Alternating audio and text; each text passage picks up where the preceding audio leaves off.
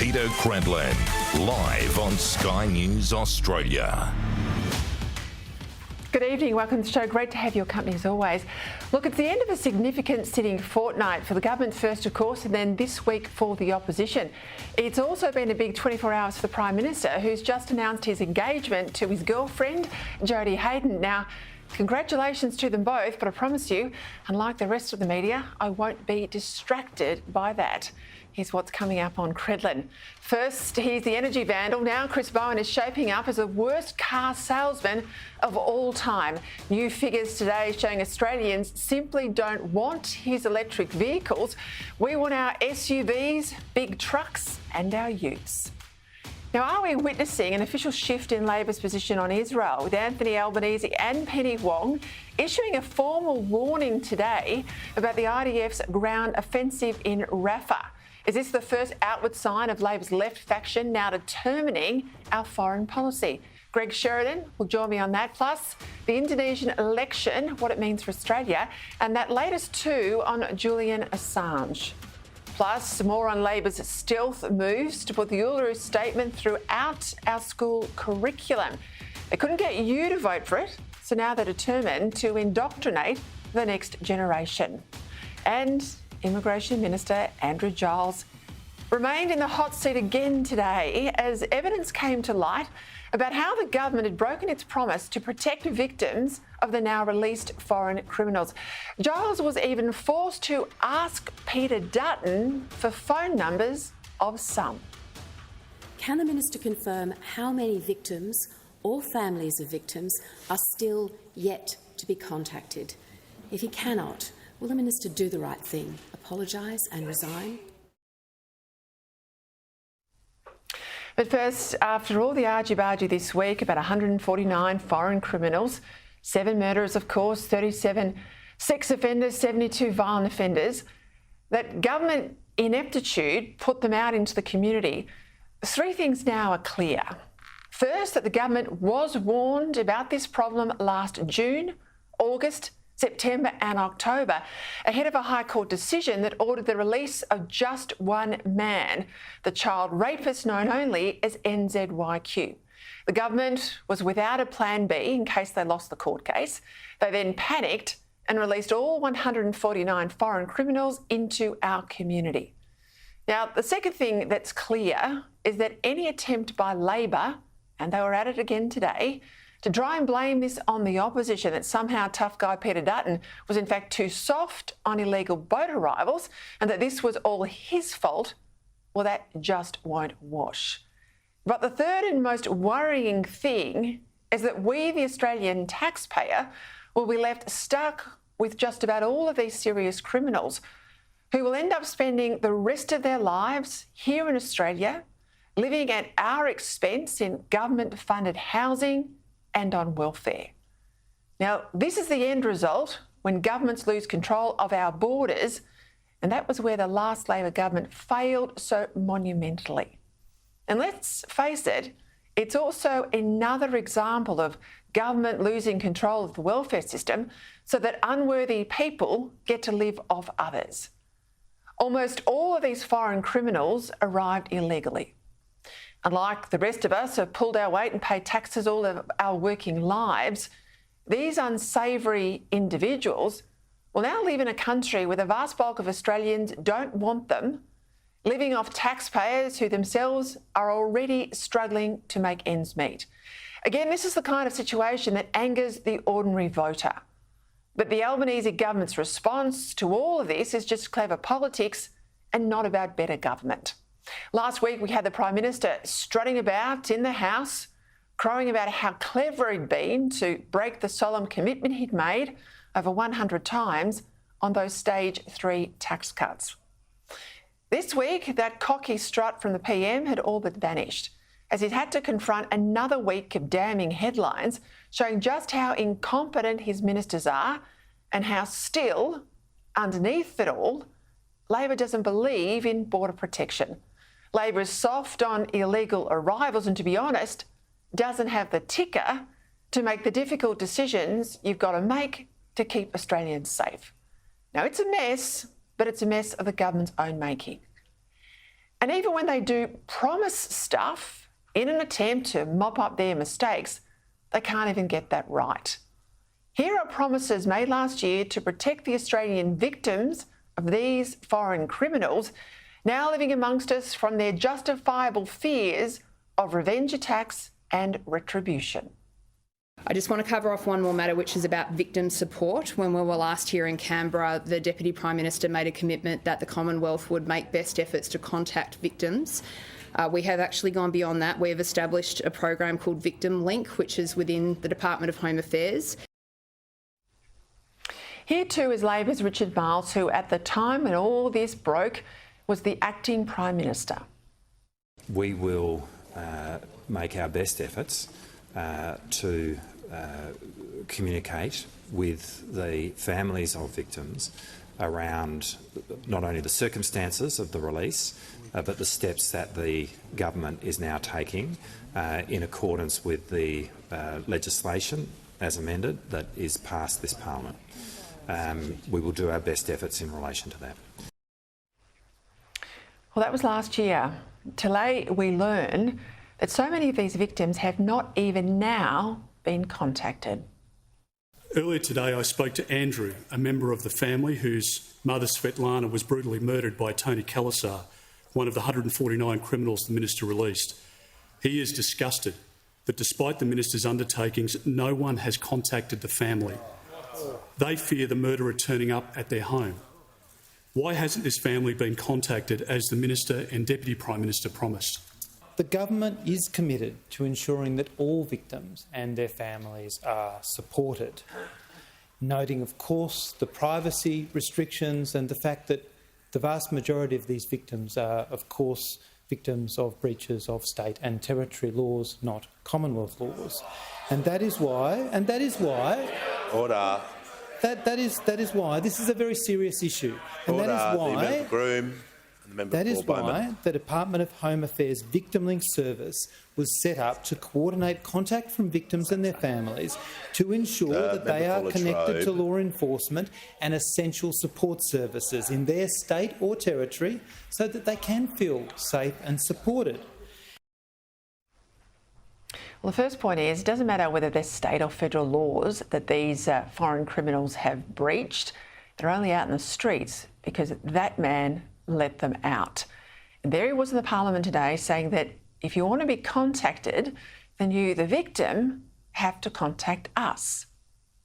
And even this, if you can believe it. In terms of that family, I've spoken a little bit about the victim link approach, but if the Leader of the Opposition has the relevant contact details, I'll be very pleased to speak with any affected family members immediately after question time.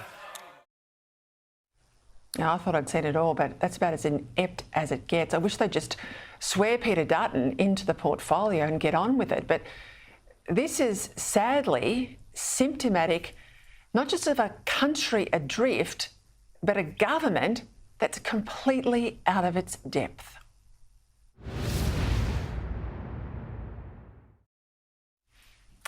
And speaking of drift, what about the NDIS, the scheme bequeathed to us by Julia Gillard when she needed a quick political win to try and ward off the Rudd forces who were stalking her?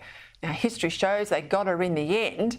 Both of them, Rudd and Gillard, have long left the Canberra stage, but we've all been left with their mess of an NDIS. And today we learned more via Senate estimates of just how out of control the whole thing has become. Remember, Gillard set this up as a joint federal-state operation so that no one government was in charge, and with the Commonwealth paying the lion's share of any cost blowout. That was the political price to get the states over the line and to get this legacy project for her up. But unlike every other government spending program, the NDIS has no controls. It's not subject to oversight by a department. And its minister is toothless because unless all the states and territories agree, there's an effective veto on any reform. Now, all the while, the costs skyrocket. In a few short years, it's predicted to cost us double what we spend on defence. Last year, as reported in The Australian today, for instance, almost 24,000 participants joined the scheme. Now, these people had developmental delay as their primary disability. This was 4 times the number expected. Mostly kids who were behind at school but whose parents didn't trust the school system to get them up to speed. The government says it'll rein in NDIS growth to just 8% a year, but even with this, it's still expected to have 1 million participants within a decade, costing us close to $100 billion a year, or as I said, twice as much as defence, 3 times what we spend on Medicare. Now, partly that's because almost no one ever leaves the NDIS. Last year, of participants under the age of 14, fewer than just 2% left. Now, why would anyone leave anyway when you have a look at what's available? Earlier this morning, I heard the RMIT's Professor David Hayward on Melbourne radio. He was talking about the NDIS, a scheme he's previously described as a fiscal sinkhole, with private providers, he said, rorting the system. Well, have a listen to this. The problems with the scheme, it was very loose in its design and was constructed with, let me put it, rose-coloured glasses. So it was assumed you could solve that problem and then you could create a market and everything would take care of itself. What we've got is an out-of-control program for spending and participants. There's something like 200,000 active providers, and I think it's 80% of them are not registered. All these savings they're talking about aren't going to be redirected to paying people what they should get. It's to just try and bring this machine under control. Now, after listening to him, I did a bit of Googling. Have a look at this. Here's the website of something called Care to Cruise, which describes itself as, and I quote, a service provider dedicated to offering short-term accommodation on cruise ship journeys to participants of the NDIS. Now, some of the cruises offered to NDIS participants include something called the Melbourne Cup Splendour, including an adults-only retreat. Then there's something else called Club Mates Travel. Its brochure says it's a registered NDIS provider in all states in Australia. That there are, it says, various NDIS line items you can utilise while enjoying your holiday. It also says that the easiest way to allow some extra money in your plan is to make holidays a goal. Now, I'm all in favour of people with a serious disability getting a go, but since when should taxpayers be subsidising anyone's holiday, even if they're people with a disability? So just who is eligible for the scheme and just what are they eligible for? All of that has to be looked at seriously, because right now the NDIS looks like a massive racket. Here's Professor Hayward again. Something that could well reach over $100 billion of expenditure within 3 or 4 years, from a start of about 10 billion or 12 billion, is out of control, yes. And the last time I looked at it, the National Disability Insurance Agency, the administrator of the scheme, reckoned there was about $1 billion or so of fraud. Incompetence and waste. 2 bywords of this government, and pity it's the poor taxpayers who do not have any end in sight. All right, we're wrapping 2 weeks of Parliament now. Here's Sky News political reporter Cam Redden. Unemployment no longer has a 3 in front of it, the jobless rate rising to its highest point in 2 years. 4.1% is still very low by historical standards. Just 500 jobs were created in January, 22,000 were lost. This is not the strong low inflation economy Australians want to see. The government's reworked tax plan has passed the House of Representatives. It will go to the Senate for final approval before the Dunkley by-election. Politicians will get less from this legislation, but average workers will get more. Australia, Canada and New Zealand have expressed grave concerns about Israel's ongoing military operation in Gaza.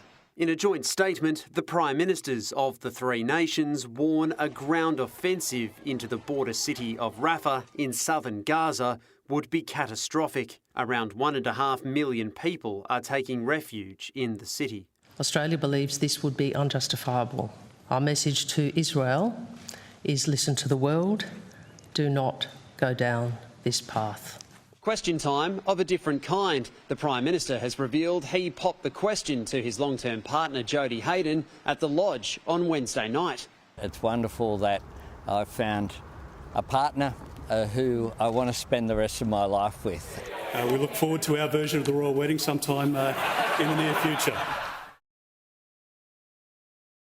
All right, let's get into all of that now. Media writer for The Australian, Sophie Ellsworth, the Deputy Executive Director of the Institute of Public Affairs, Daniel Wild. They join me both now. Let's start, of course, with Parliament today. Another woeful performance from Andrew Giles. This is the detainee saga that goes on and on. Today he revealed the government still hasn't made contact with all the families of victims of these criminals. It's another broken promise, Sophie. I couldn't believe it, though, when he had to reach across the chamber and ask Peter Dutton, mate, basically, can you give me their phone numbers? Oh, Peter, he's in trouble. He's in serious trouble. His performance in the last few days has been pretty appalling. And as you wrote about in The Australian today, there's many people saying he should lose his job because he's not up to it, it appears, and he doesn't seem to be across his brief, Peter. You know, there's reports also that when he was meant to be having really important meetings last year about these detainees, he was actually at Voice events over in London, Voice to Parliament events. So where are his priorities? And I think he's been shown that he's really not capable of doing this job, and he's been totally exposed. So this is a big headache for the Prime Minister.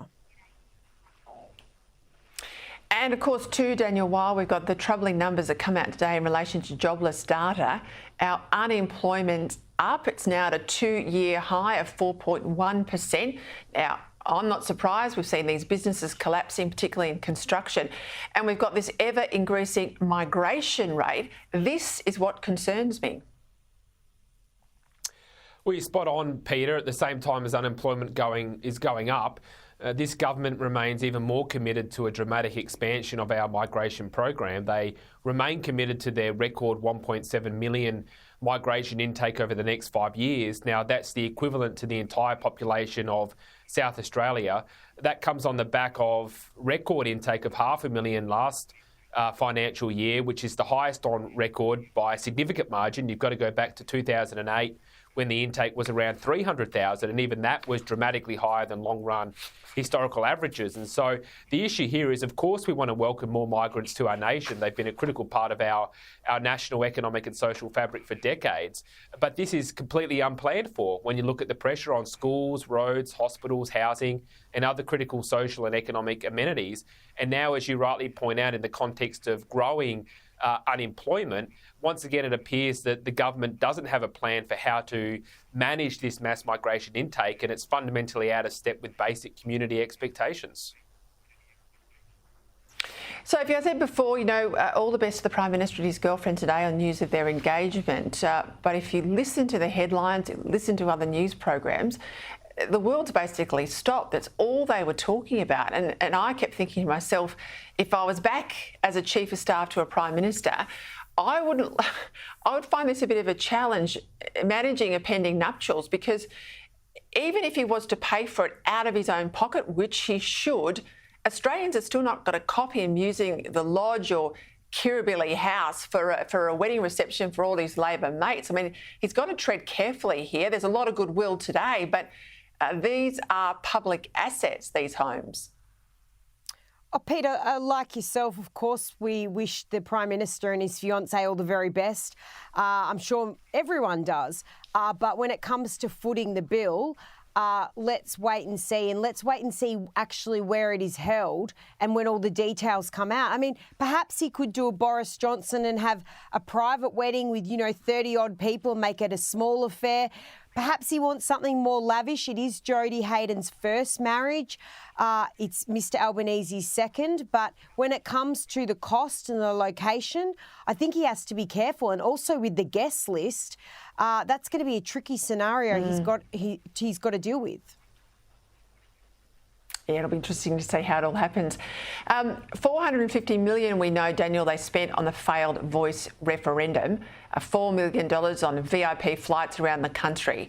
Now Labor are going to spend $40 million to sell in these stage 3 tax cuts. Now, they said a few weeks ago they weren't even on the cards. We know, of course, they were on the cards. We find that out today, that back on December 11, Treasury officials and the Treasurer were already working them up. But I tell you what, we're all going to get these tax cuts come in on the 1st of July. We don't have to apply for them. They're not something we need to learn about. So why do they even need to be advertised? Why spend $40 million on something that's going to land in our pocket anyway?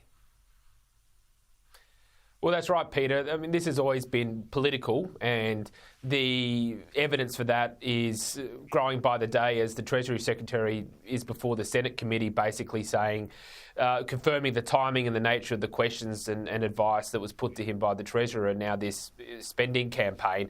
So, look, the issue here the government has is that the broken promise looks political, and now they're backing it in with publicly funded advertising.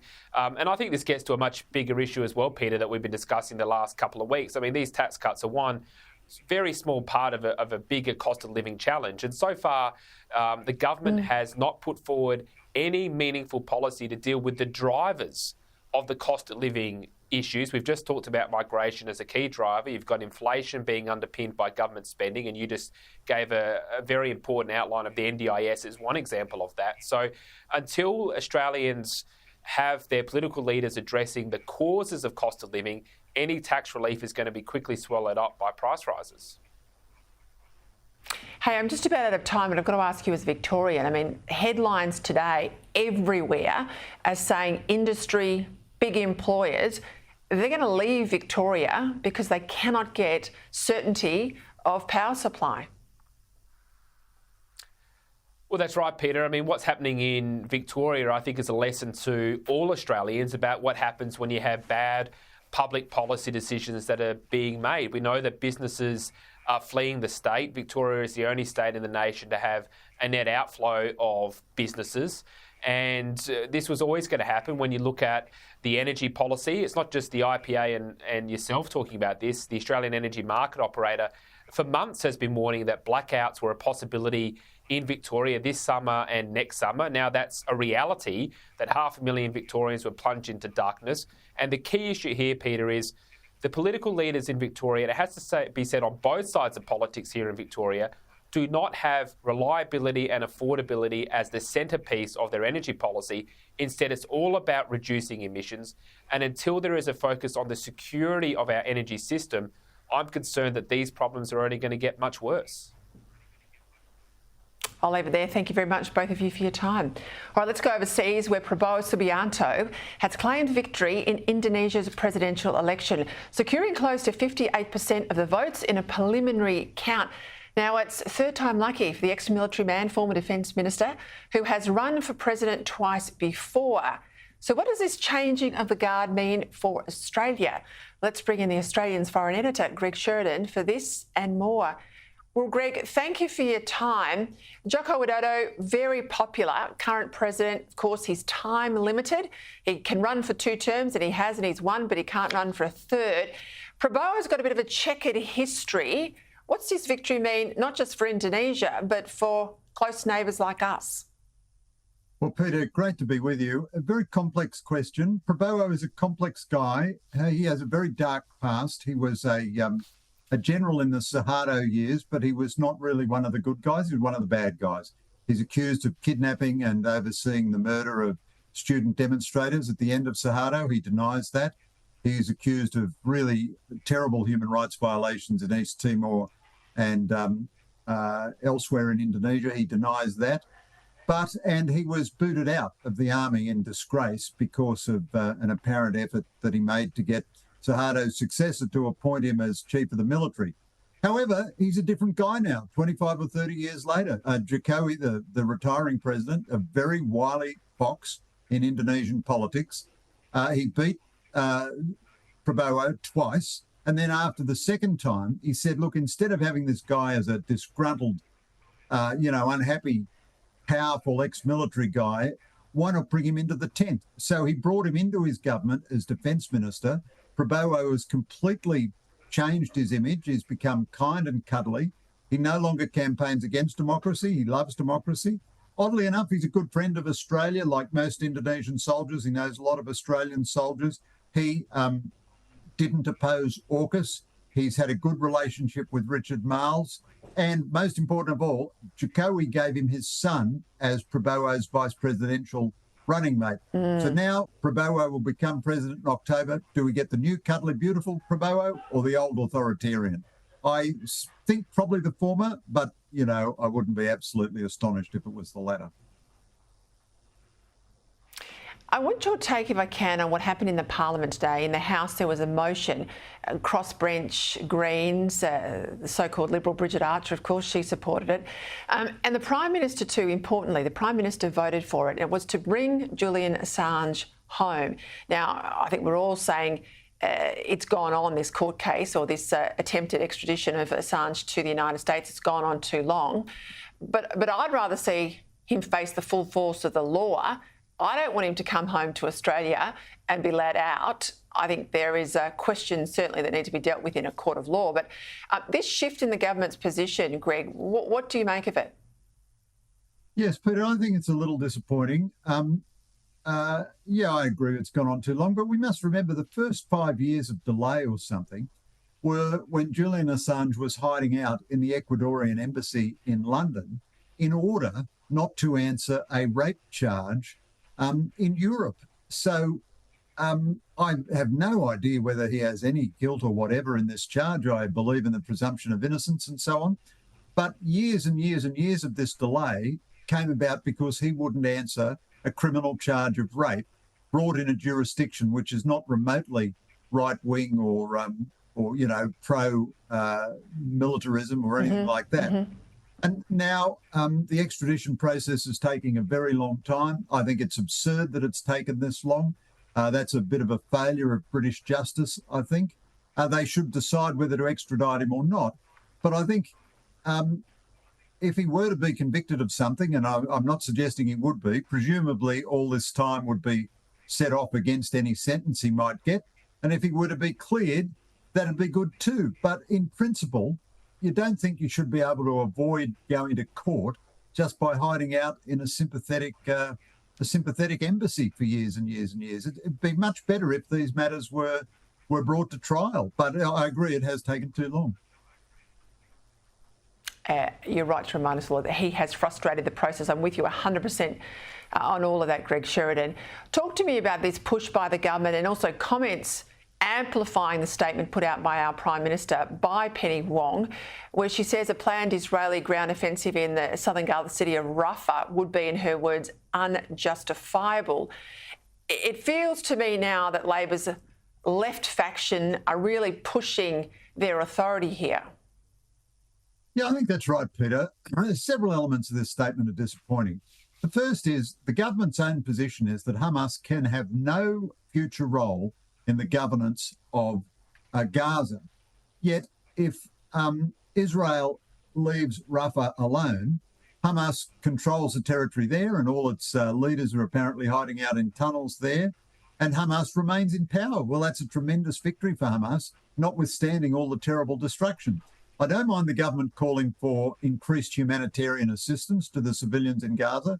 Every human heart in the world wants better conditions for the people in Gaza, and Israel certainly has to be careful how it conducts this operation.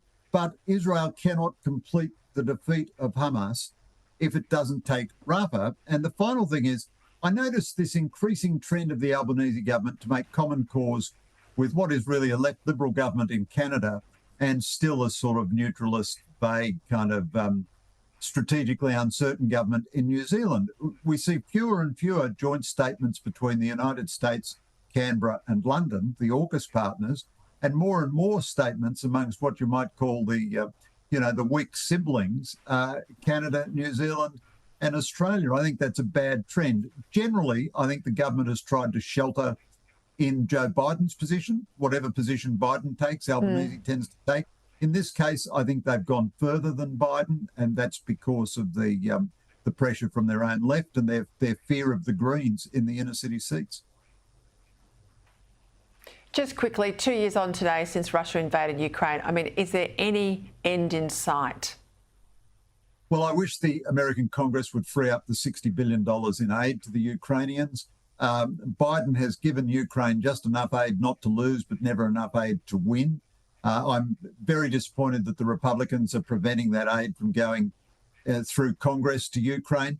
Ukraine isn't asking an allied nation to sacrifice a single soldier. It's fighting for its own national freedom, has every right to do that. And really, if the West cannot support Ukraine in this circumstance, they are short of ammunition, they're short of helicopters. God alone knows why we buried our helicopters in the sand instead of giving them to Ukraine to use. And mind you, if America doesn't give this aid, the Europeans, whose total economy is bigger than America's, they should supply Ukraine with everything it needs. They've had a big naval success, the Ukrainians, just lately with drones. Of course, we don't have any armed drones ourselves. But having said all that, Russia's power to endure is still very strong. This is going to grind on, I think, for a considerable tragic time yet. Greg, thank you. All right, still to come, even during a cost of living crisis. Why are so many more parents opting for private schools over public education? I reckon it's got a lot to do with the curriculum, the woke curriculum and values. Plus, despite his best efforts, Chris Bowen, well, sorry, mate, but we don't want your electric cars. So how far is he going to go to force us into them anyway? After the break. Welcome back. Still to come. The figures are in, and Australians, well, we're not buying what Chris Bowen's selling when it comes to electric cars. So how's he going to try and force you into one anyway? But first to something I want to touch on. Well, I touched on it briefly last night, but I want to get back into tonight. This is Labor's push to get so-called truth-telling into our school curriculum. Here's what Indigenous Minister Linda Burney had to say yesterday. The issue of truth-telling is incredibly important, and there are many ways in which that can happen, including school curriculum. Joining me now, Shadow Education Minister, Victorian Senator Sarah Henderson. Well, here I was thinking, Sarah, that we rejected the voice last year, but it doesn't matter. I mean, these guys are going to push on anyway, and if they can't convince voting Australians to go down the path of the Uluru Statement, they're going after our kids with this truth-telling nonsense. What are you hearing about this? Well, Peter, great to join you, and I raised this issue in Senate estimates today, and I think, to be fair, education officials were quite embarrassed by what Linda Burney had to say. This is clearly a thought bubble, but it's another attempt by Labor to use the school curriculum in a way which indoctrinates children rather than focus on educating them. And I would say to Linda Burney and to the Minister for Education, Jason Clare, please focus on the foundations, get back to basics, focus on improving our literacy and numeracy. 1 in 3 kids are currently failing NAPLAN. The standards are just not good enough in our country. And frankly, parents are sick of having the national curriculum basically hijacked by these agendas. We don't want activism in the classroom, Peter. We don't want indoctrination, and this is just another attempt by the Labor government. And I think those points you touched on there, Sarah, I think they partly explain why there's been this massive spike in private school enrolments across the country. I mean, private school enrolments are growing faster than kids are going to public schools. And I think part of that is that they want a back to basics curriculum. You don't get that generally in a government school. But they also want values to be back in the curriculum. They want all the, the respect, the accountability, parents being more engaged and having a seat at the table in a way that they don't get in a lot of government schools. I mean, that's part of the problem. And we're not talking just about rich people here either. We both know, you and I, lots of parents who work 2 jobs just to meet the fees of private schools. Look, that's right, Peter, but I have to say there's a private school in Sydney that I took issue with because it's teaching critical race theory. So there are certainly some issues in some private schools as well. But we have seen a surge in enrolments in private schools. Many parents want to choose a school which reflects their values and beliefs, and particularly religious schools. But what's really concerning, Peter, is that there is evidence of increasing hostility by this government towards the non-government school sector. And the best example of that is the Productivity Commission recommendation to basically get rid of school building funds, which would cost private schools and religious schools $3 billion a year. I sought confirmation today that this shocking, egregious proposal would not be going ahead, and frankly got lots of waffle and no great certainty. So in a number of very important respects, it's really concerning to see what this government is doing to non-government schools. You managed to get an admission out of the head of the Education Department today. They've let the taxpayer down. But I mean, I can't believe the money they're spending on these lavish lunches. Oh, look, it's absolutely appalling, holding departmental meetings in high-end restaurants. I've said, why can't you hold a meeting in a meeting room with a cup of tea and a biscuit? We've had to shame the Education Minister, Jason Clare, into changing his policy. Restaurant rorts galore. There was improper uses of taxpayer spending left, right and centre. It really is appalling. We've shone a very big light on it in estimates, and I am pleased that the government has now changed its policy, but it shouldn't have come to this. And this is just another example of this government wasting taxpayers' money. I mean, many families, Peter, are struggling to put food on the table. They can barely, pay the grocery bill. And yet, this government is putting its departmental officials and various task groups and working groups in high-end restaurants. It's totally offensive. And as I say, another shocking example of this government failing to look after taxpayers' money. Look, as I was driving into work today, I heard that there's still about 80,000 Victorian homes without power.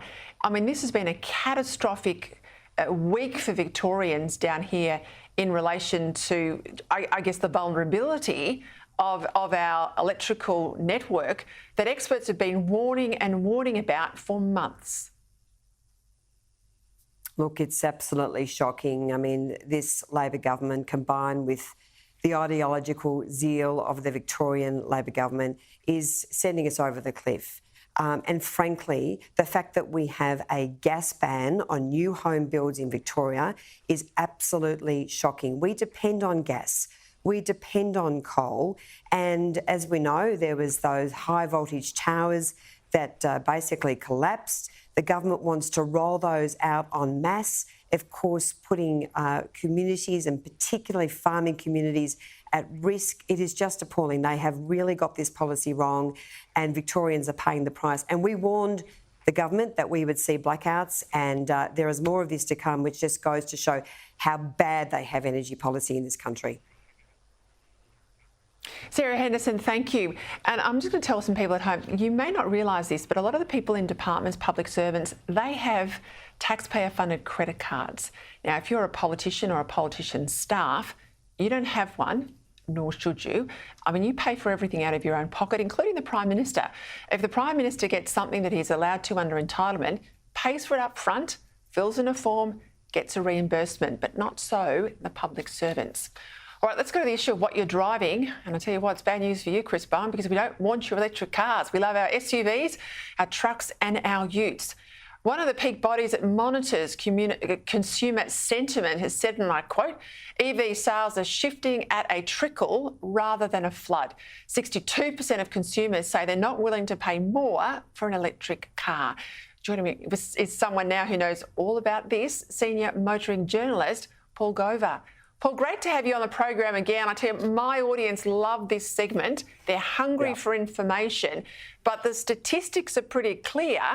We don't want the Bowen EV. We want the bigger vehicles. We like our SUVs. So this is not good news for the Energy Minister, is it? No, it's really not. What is happening right now is people are scrabbling around the country, particularly at the car company research departments, to work out what the actual impact is going to be. I've spoken to a number of people today who are saying basically this could drive some brands out of Australia. Some of the higher polluting, heavily pickup truck brands might not be able to make the standard without huge increases to the price of their vehicles. Now, everybody's looking at how you offset things, but nobody's saying to me, wow, it's great, we're all going to be driving electric cars. Nobody is saying that, except maybe in Canberra. So help my audience understand, because what they're going to do is across every brand, so brand by brand, set them basically effectively a carbon price. And if they want to have a heavy emitting car like a diesel ute, they've got to have all of these other cars that are hybrid or electric only. So they might only be able to carry one of those bigger emitters, and they'll have to get rid of all the other SUVs they might have in the mix to make it level out overall. And that's going to be the big change for Australians, isn't it? Well, the big change is going to be that nobody wants to back away from these cars. So the car companies are going to look at ways of bringing in more hybrid versions, more plug-in hybrid versions, and over time, more electric cars. But the other thing they're going to do is they're going to have to average out their basic corporate CO2 number. They have to hit a number, and there's a penalty for going over that number. What does that mean? Higher prices for new cars. It's inevitable that this is going to drive prices up. Just on that point. Yeah, but just on that point, right, so yes, they can bring in electric cars, but if we don't want them, then they're not going to sell. I mean, they've already got an EV ute. We looked this up the other day. $90,000, I might add, for this EV ute. They only sold 79 of them right across Australia last year. I mean, it shows you where the market is, and the market's not with EVs. No, it's not. And a lot of the research you see around the place says that a huge percentage of people are considering an electric vehicle for their next purchase. But nobody asks the next question. And the next question is, are you actually going to buy one? And the answer, overwhelmingly, is no, and definitely not. And so they're trying to twist the message to make it look like people want these things. But there's still the fact that there isn't a viable commercial electric pickup available in Australia. In fact, the guy who heads the company that imported the Chinese vehicle you're talking about a minute ago, he's admitted that vehicle is actually rubbish.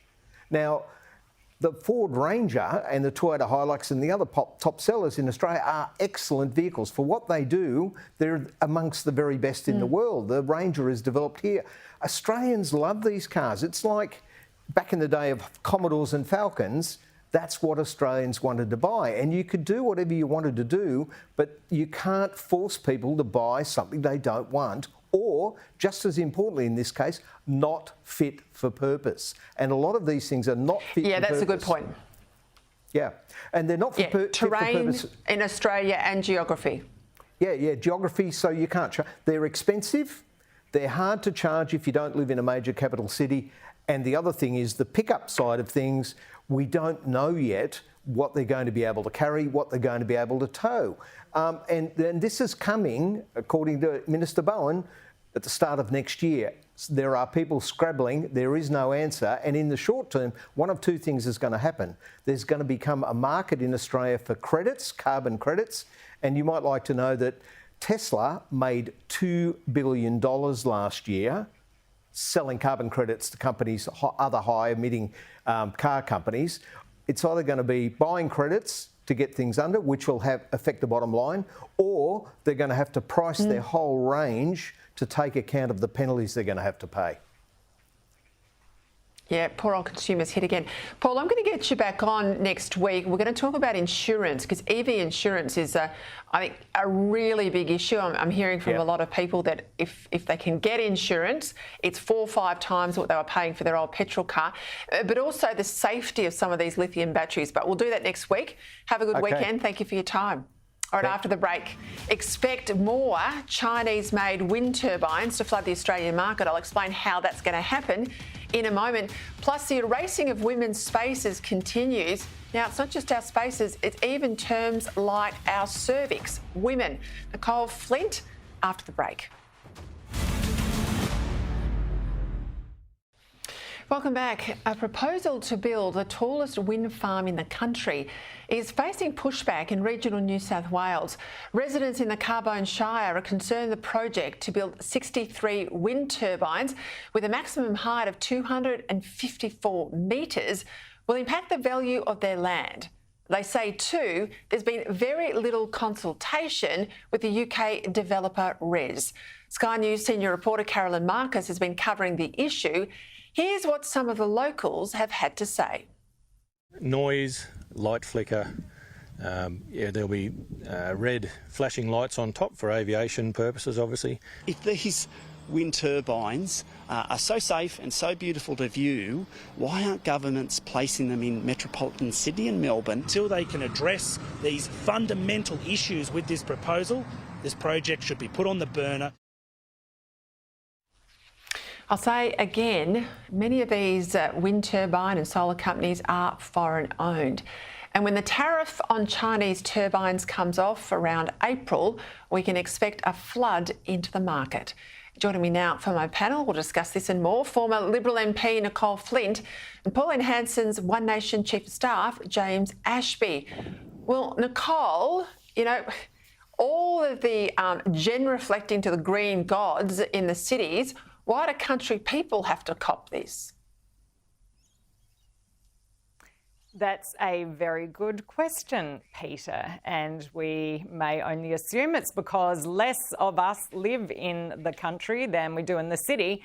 But this is an issue for all Australians. Let's be very clear. With the height and the size and the limited lifespan, I understand, of, only 20 years or so, the Labor government is planning to cover the Australian landscape in wind towers and solar panels. It's essentially economic and environmental vandalism. So we're putting our environment at risk. These things can't be recycled at end of life. Their lifespan is apparently only 20 years. But then there's the economic destruction as well. Taxpayers are funding these things, and we seem to be lining the pockets of foreign-owned companies, as you have pointed out, Peter. They wouldn't be investing here if there weren't generous government subsidies. So it's warping the market, and it's really unfair, not just to country people, but to all Australians who are footing the bill for this and will have to face the environmental damage in due course when they have to be decommissioned.